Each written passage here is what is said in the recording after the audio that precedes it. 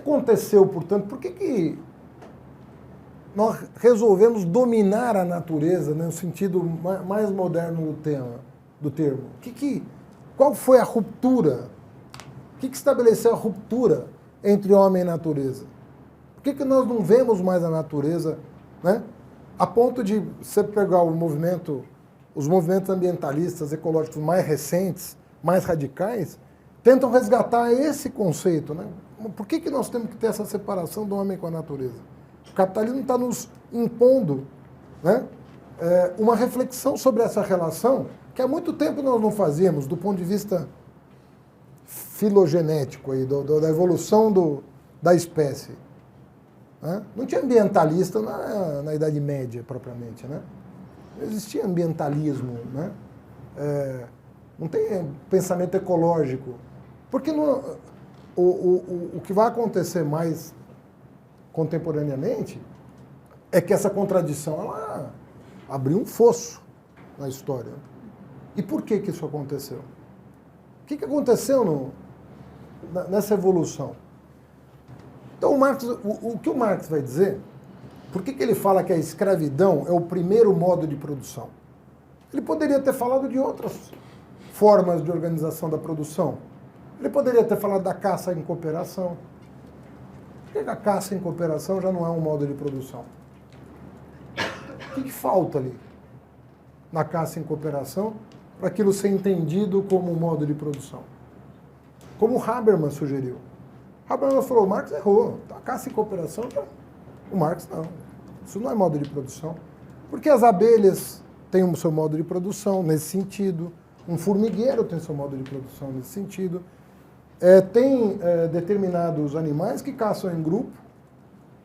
E você não fala que eles têm um modo de produção. Os lobos caçam em grupo, os leões caçam em grupo. Você não chama de modo de produção dos leões, modo de produção dos lobos. Você não fala isso. Então você não fala também que o ser humano, porque passou a caçar grandes mamíferos em grupo, que ele estabeleceu o primeiro modo de produção. O primeiro modo de produção é a escravidão, para o Marx. Por uma razão muito simples. Na escravidão se estabelece o conceito de sujeito-objeto pela primeira vez na história. É um momento fundante do materialismo histórico. Por quê? Porque uma comunidade faz da outra comunidade, por meio da guerra de conquista, um elemento orgânico da sua própria reprodução. Aí que o jogo começa. O jogo da dominação do homem em relação a outros homens, em relação à própria natureza, você está falando de um movimento só. Isso que as pessoas às vezes não conseguem compreender. O mesmo movimento de subjugação de uma tribo inimiga, que é tida como inimiga, porque não tem nada comum uma com a outra, a dominação de uma tribo, que é uma ameaça, né?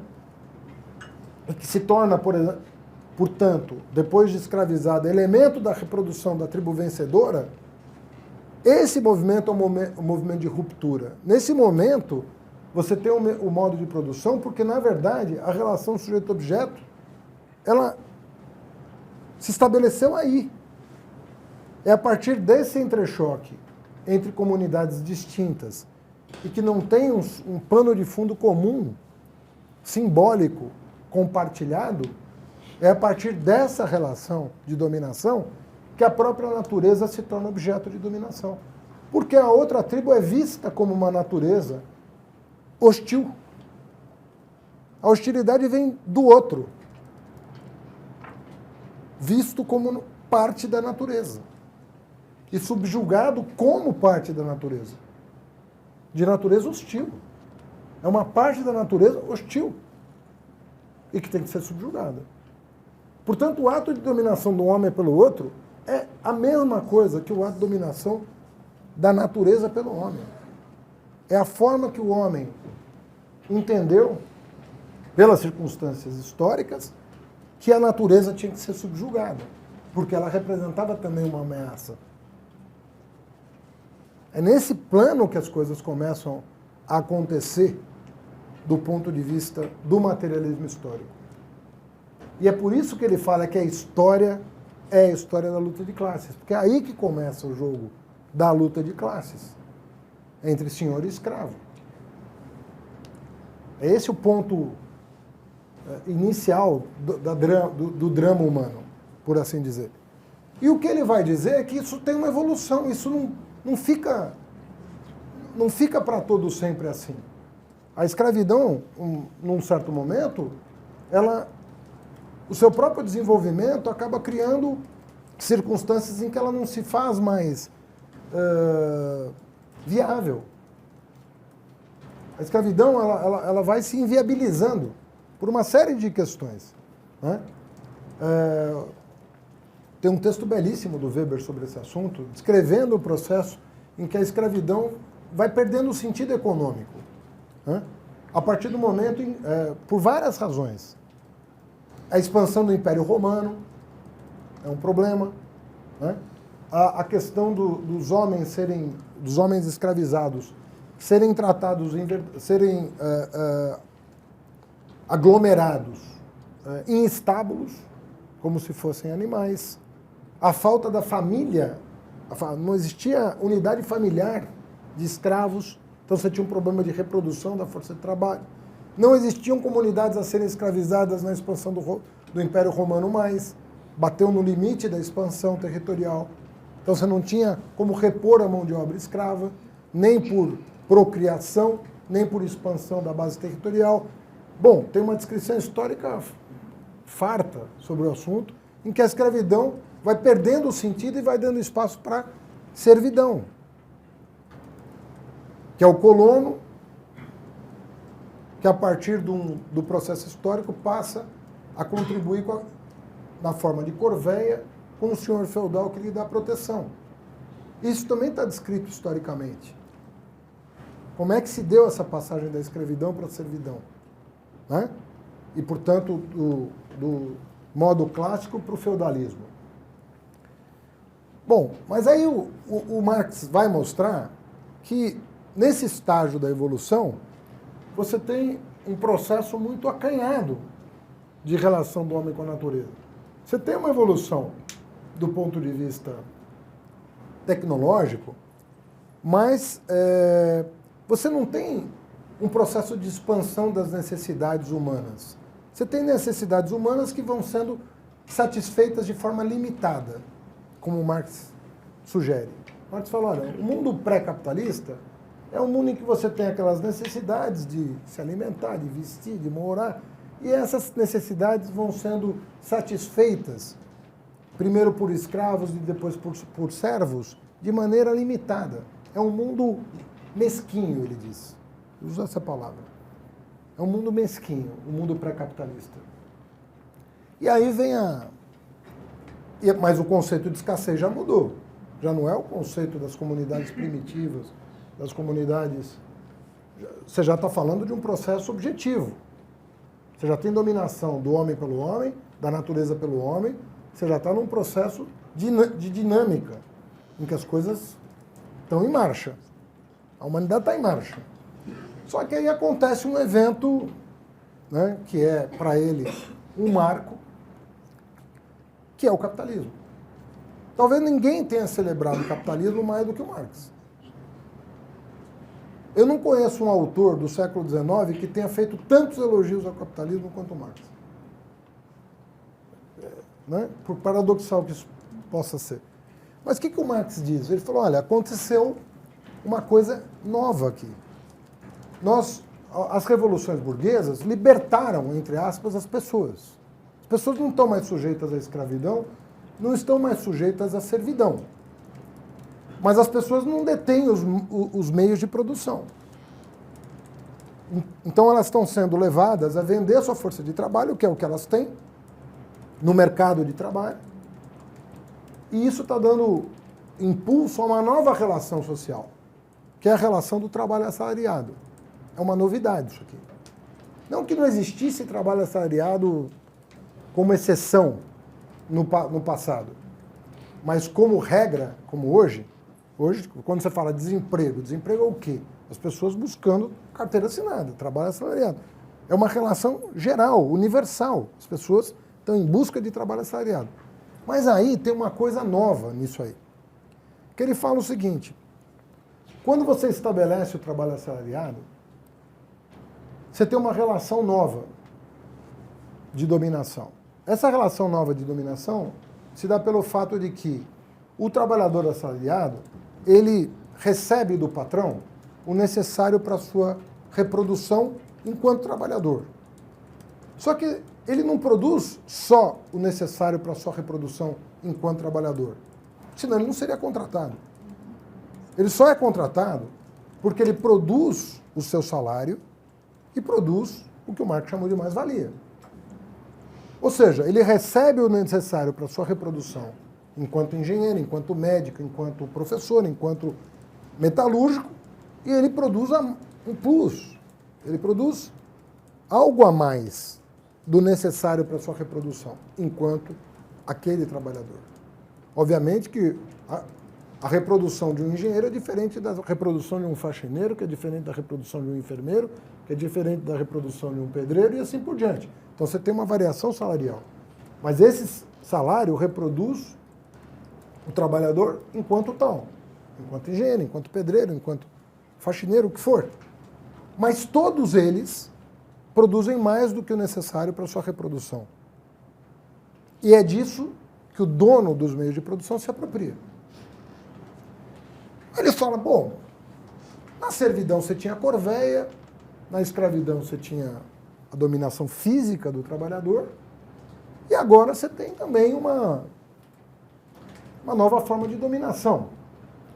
Mas será que mudou alguma coisa? O que mudou do ponto de vista da relação do homem com a natureza? Por isso que eu estou frisando que é disso que eu gostaria de falar hoje. O que mudou na relação do homem com a natureza? E aí o Marx tem uma sacada que é, na minha opinião, é brutal. Assim, a compreensão que ele teve da modernidade, e ninguém vai tirar isso dele, porque ele é único no pensamento econômico. Ele vai falar, essa mecânica que nós criamos, essa nova dinâmica de produção, ela gera coisas impressionantes. Primeira delas, ela gera da parte do dono dos meios de produção, um desejo de promover incessantemente uma mudança tecnológica. Porque quanto mais ele baratear a reprodução da força de trabalho, mais vai sobrar para ele. Inclusive, ele faz isso a pretexto de ganhar a concorrência com outros produtores das mesmas mercadorias. Mas, por tabela, ele acaba barateando a reprodução da própria força de trabalho. Percebe? O que no caso da escravidão e da servidão, você não tem esse impulso de poupar a mão de obra. Aqui no capitalismo você tem um impulso permanente de poupar a mão de obra. Poupar a mão de obra por meio de incessante revolução tecnológica, poupadora de mão de obra e poupadora de capital, que no fundo poupa a mão de obra da área de produção de meios de produção, porque você tem que produzir as máquinas também. Então, quanto mais você economizar, entre aspas, mão de obra para produção, mais vai ser a sua fatia. Mesmo que depois a concorrência intercapitalista vá, de novo, deprimir o lucro pela própria concorrência. Mas se esse processo for incessante, e se eu estiver sempre na frente dos meus concorrentes, eu vou ter sempre um lucro extraordinário em relação ao lucro médio e vou baratear o insumo que me custa mais, que é a mão de obra. Bom, mas eu posso fazer isso barateando a produção do que já conheço, ferro, trigo, feijão, o que for, e posso também criar novas necessidades.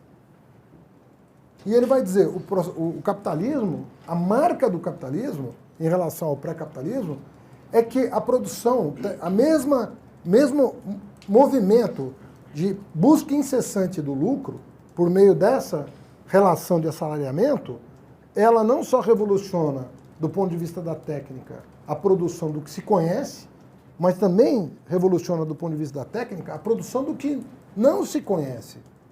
e do que passa a ser uma necessidade que até o dia anterior eu não tinha.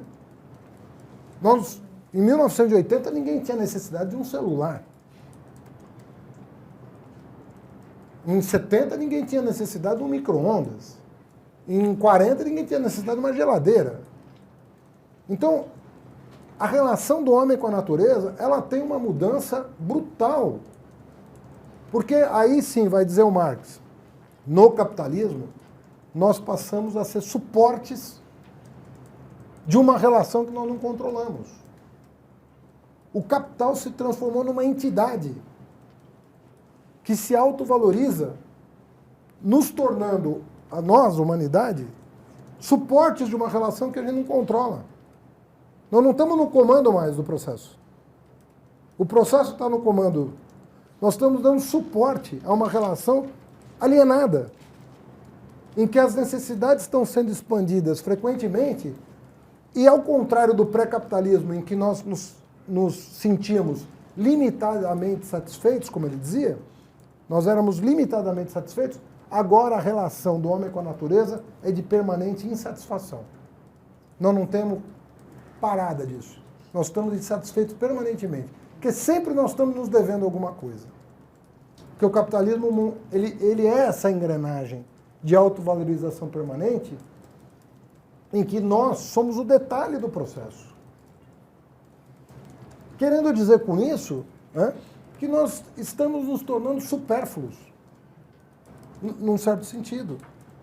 Porque nós só estamos dando suporte para uma relação que nem os capitalistas controlam. E isso é interessante também a frisar.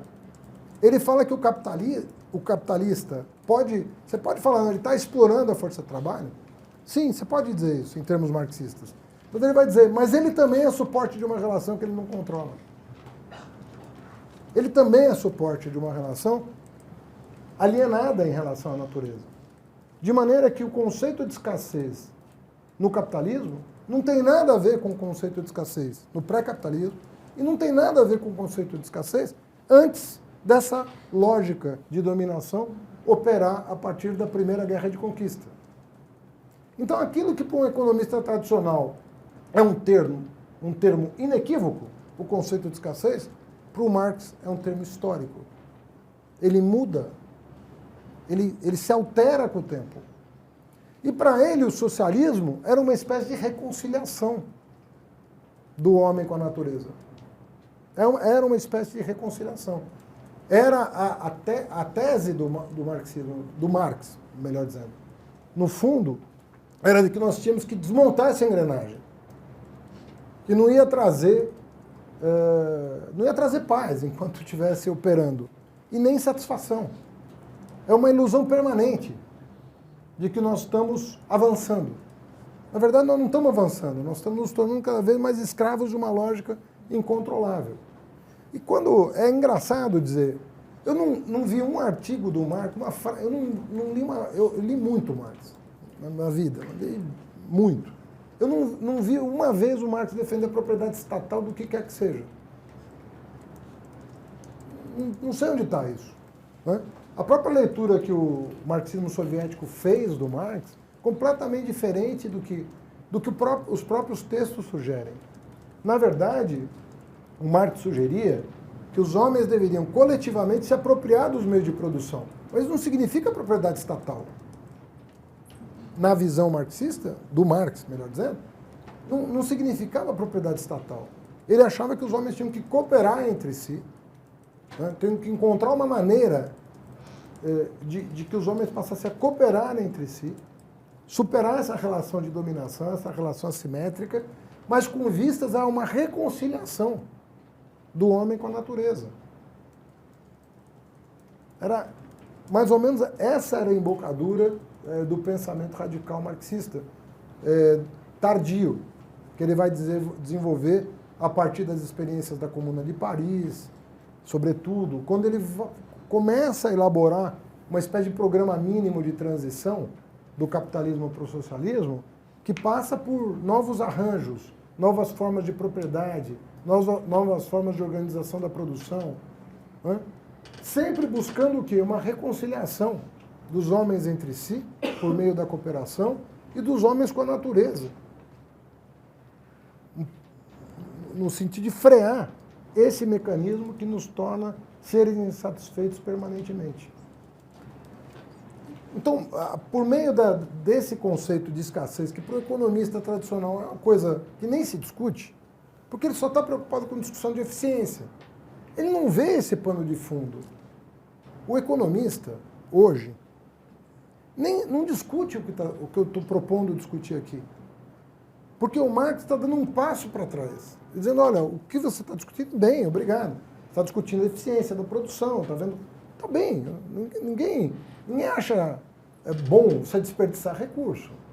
Mas é como se ele dissesse, Marx, eu estou dando um passo atrás. Eu estou discutindo os pressupostos do que você toma como dado.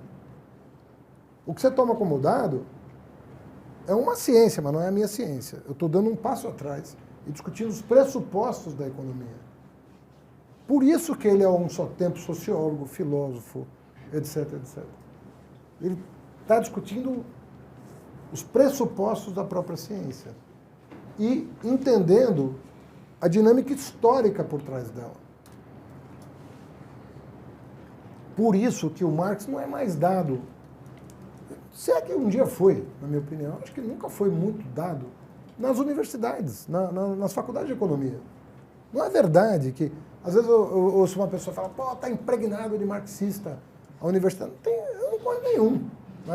Na economia, não tem marxista na economia. A filosofia da USP, por exemplo, depois que o Gianotti e o Rui Fausto se aposentaram, nem repuseram, né, para dizer que... Não teve nem reposição. Então, não é verdade isso. O Marx nunca foi hegemônico na universidade. Ele nunca foi muito importante na universidade.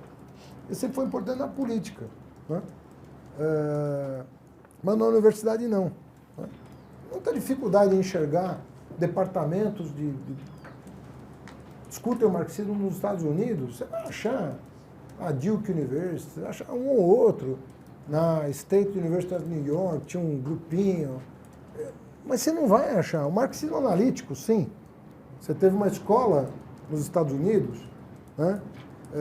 Elster, uma porção de gente ali em torno do marxismo analítico, que desdialetizou o marxismo para ele ficar compreensível com o americano. Dialética, acho que dialética é assunto de alemão só, pelo jeito. Nem os franceses conseguiram ir muito para frente na dialética. Por incrível que pareça, o Brasil foi mais longe no pensamento dialético do que a França. Depois, obviamente, da Alemanha. Né? Mas a França desdialetizou um pouco, né? Essa tradição. Na Inglaterra nunca foi o caso. Nos Estados Unidos tentaram fugir da dialética como o diabo da cruz, porque ninguém entendia aquela coisa. Né? Um negócio difícil de entender. Né? Dizer que uma coisa é e não é ao mesmo tempo. O marxismo vive dizendo isso, que uma coisa é e não é ao mesmo tempo. Né? E você fala, pô, o cara que diz que é e não é ao mesmo tempo não está fazendo ciência. E o Marx fala, quem não está fazendo ciência é você que não está observando o objeto. O objeto está dizendo que ele é e não é, e você está dizendo que eu estou vendo errado. Então, o caso da discussão sobre moeda no Marx é incrível. O Marx fala assim, segundo a lógica aristotélica, alguém vai dizer assim, você não pode dizer que uma coisa é universal e particular ao mesmo tempo, porque é uma contradição. Como é que uma coisa é particular e universal? O Marx fala, bom, do ponto de vista lógico, talvez você tenha razão, mas do ponto de vista histórico, você não tem. Porque existe coisas que são universais e particulares simultaneamente. Aí, o quê? A moeda. A moeda, a princípio, né, uma moeda de ouro, né, que essa moeda fiduciária é recente, moeda de ouro, ela é uma mercadoria, né? Ouro é uma mercadoria, como outra qualquer. Mas, além de ser particular, é uma mercadoria, ela se troca por todas as demais. Então, ela é uma mercadoria universal. Ela é particular e universal simultaneamente. O que a torna singular, como Marx dizia. Isso é uma singularidade. Então, eu lamento informar, mas a moeda é e não é mercadoria. Ela é mercadoria porque ela é produto do esforço humano, tanto quanto qualquer mercadoria. Só que como ela historicamente, ela se constitui como uma mercadoria que se troca por todas as outras, ela é universal. Lamento informar, mas a lógica formal não vai dar conta desse objeto. Eu preciso de outra lógica para entender esse objeto. E aí ele tem uma frase genial. Ele fala assim, é como se eu olhasse para uma savana e visse a zebra, a girafa, o leão e o animal. Isso é a moeda, o animal. Ela é um e todos ao mesmo tempo. Não tem na física, mas tem na história. Então é um pensamento muito diferente. E é difícil compreender toda a sua complexidade. Porque um sujeito que resolveu mobilizar o conhecimento do seu tempo para falar uma novidade. Pegou o Hegel, o Smith, o Ricardo, o Proudhon, fez uma salada que até hoje as pessoas têm dificuldade de entender. Mas, na verdade, ele estava enxergando muitas das características da contemporaneidade numa época que não tinha carro, não tinha asfalto, não tinha nada. Nós estamos falando de um sujeito que nasceu numa vila de terra batida, né? E conseguiu enxergar características do capitalismo contemporâneo que ninguém no seu tempo conseguiu, extrapolando tendências que acabaram se verificando na prática. Então ele enxergou uma coisa que precisa ser reconhecida. Essa lógica de reprodução ampliada do capital, e o que isso implica do ponto de vista das relações humanas e da relação da humanidade com a natureza, eu acho que não tem como negar que ele enxergou uma coisa muito precocemente. E o papel dessas grandes cabeças é esse, né? Conseguir, uns 100 anos, né? 200 anos de antecedência, enxergar uma coisa que naquele momento não era razoável alguém enxergar, né? Esses dias, o Prêmio Nobel da Física foi dado aos meninos que comprovaram a tese do Einstein sobre ondas gravitacionais. Alguém já se deu conta do que é uma onda gravitacional? É uma loucura alguém ter pensado isso, né? No entanto, está lá, está medido. Aconteceu, acontece, né? Então, essas figuras, né, tem os prós e os contras, assim, fazer a leitura, eu termino com o artigo da The Economist de hoje. Senhores do mundo, leiam Marx. É um autor que precisa ser lido, né? Não porque ele só falou a verdade, porque ele é um profeta, porque ele não errou previsões. Não, tudo isso é verdade, como em qualquer ciência. Mas é uma pessoa que enxergou traços da modernidade no século XIX, que a gente só está constatando 200 anos depois. Então é um autor ainda atual, né? E, na minha opinião, incontornável.